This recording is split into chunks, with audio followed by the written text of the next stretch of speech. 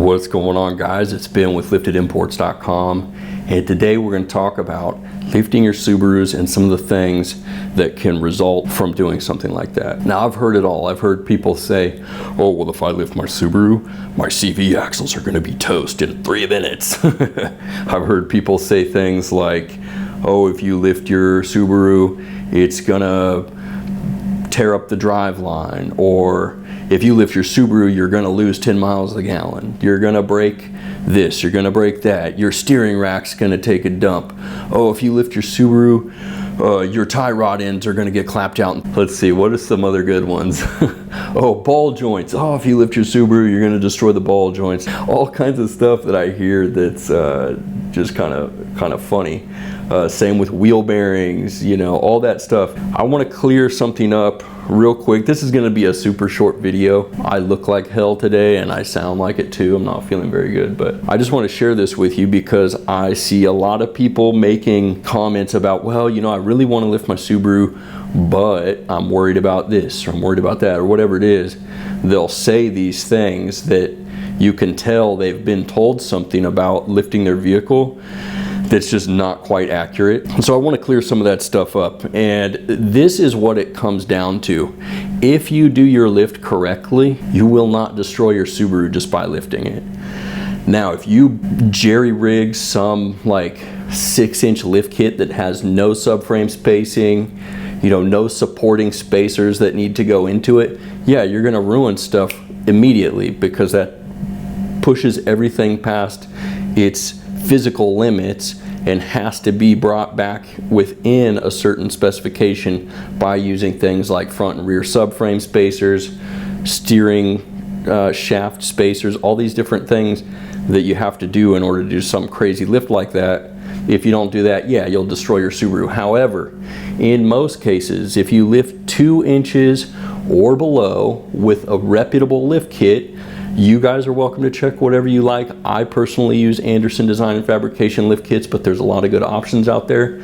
Just be prepared to spend anywhere between $400 to $600. That's kind of the price range that you'll see out there for good lift kits that are going to include everything you need in order to do the job right. But what is it that will damage your vehicle after lifting? Guys, you got to think about it this way. If you take a car that you've just been driving under normal conditions, so like you've been driving it to and from work on pavement, you drive it to school, you drive it to the gym, wherever you drive it, you're driving it in a very normal fashion. You're not doing crazy things in it, and the car is absolutely going to have a long lifespan if you maintain it correctly. Now you take that same car and you drive it like a maniac off the pavement and you push it to its limits, you're gonna start breaking stuff no matter what kind of lift you've got on it.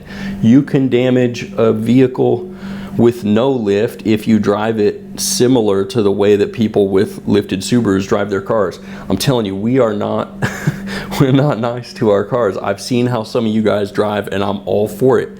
I drive the same way. I drive like a maniac, and it's only off-road. I don't drive like a maniac on the streets. It really does come down to the level of your demand from the vehicle after lifting, because this is what happens. People will lift their Subaru and then they'll take it and start driving like this, for example. And then the axles break and they say, oh, what the fudge, my axles broke right after I lifted my Subaru, and they'll blame the lift kit and then run around telling everybody, yeah, I lifted my Subaru, and like 2 months later both my axles blew up in the rear. Well, no kidding, dude.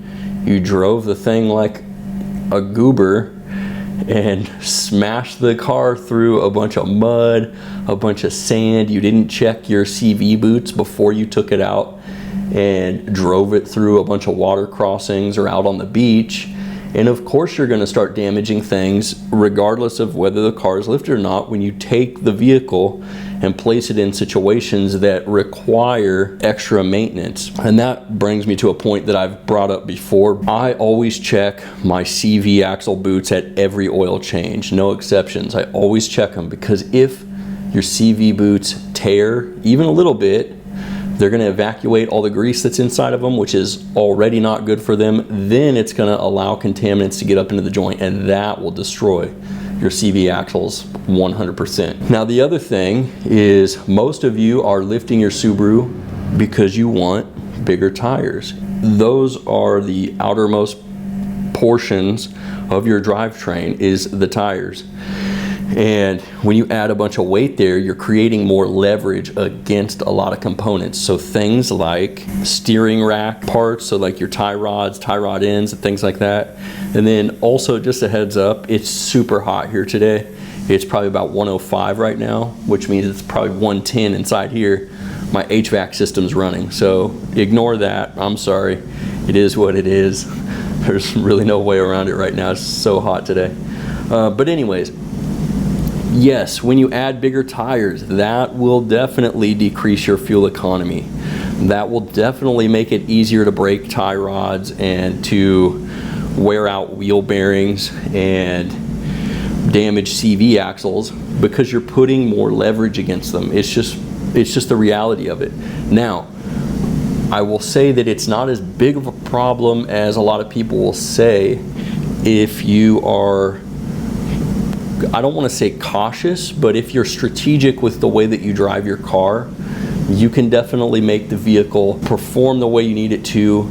But also, if you're realistic with what it can actually do, you'll prolong the life of the car. A lot of people will talk about how their CVT transmissions blew up within a year of them lifting the car, but then you look back at some of the stuff that they were doing in the vehicle, and they had their Subaru stuffed into different situations where there's no way they're going to get out, but they still kept pushing down on the throttle. And that's one of the easiest ways to destroy a CVT, or any transmission for that matter, is when you put it in a situation where it doesn't have the gearing to actually create wheel spin. You are absolutely going to heat up the insides of the CVT or the automatic transmission, whatever it is, and you will shorten the lifespan of it. So you need to be realistic about what a lifted Subaru can do sustainably. Can they rock crawl sustainably? Absolutely not. Are you gonna be able to like send it through a rock garden once or twice and maybe come away unscathed? Yeah, probably. But can you do that every weekend and not start breaking things? No, not even close. Not even in my 4x4 can I do that. Even in my 4x4, the stuff that I do requires maintenance and requires replacing parts that I break. And it's the same thing with Subarus. The main takeaway that I want to give you is, if you're on the fence about lifting your Subaru and you're concerned about it, make sure that if you do plan to do it and move forward, that you get a reputable lift kit. It will take the headache out of it. And yes, spacer lifts are okay. You can do a suspension lift if that fits your needs better. I run spacer lifts, I like them. But you know, you can do whatever you want, but make sure you get something that's good quality. Just be realistic about what the car can do, and know that if it's driven within its abilities, it's not just going to destroy the vehicle. Yes, technically, anytime you modify a vehicle and put different things on it that weren't from the factory, yes, there's no argument for me there. You will technically, over the long run, decrease the lifespan of things like brakes, axles, all different kind of suspension components. It just is what it is, but it's not this crazy like, boom, overnight my Subaru is going to the wrecker because I lifted it. So if you're on the fence about doing a lift kit and you want to do it, but you've been scared away from it because of the things that you've heard, just do it.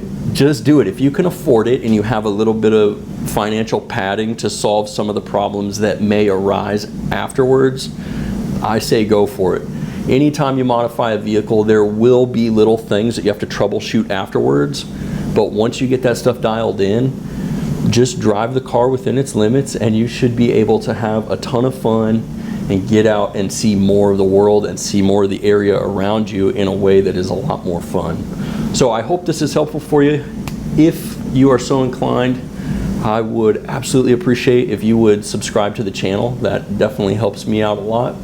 And then in the comments, let me know what kind of Subaru you're driving. Let me know what sort of mods you've got on it or what sort of mods you're planning to put on it. And until next time, I will see you guys out on the trail. Hope you have a wonderful day.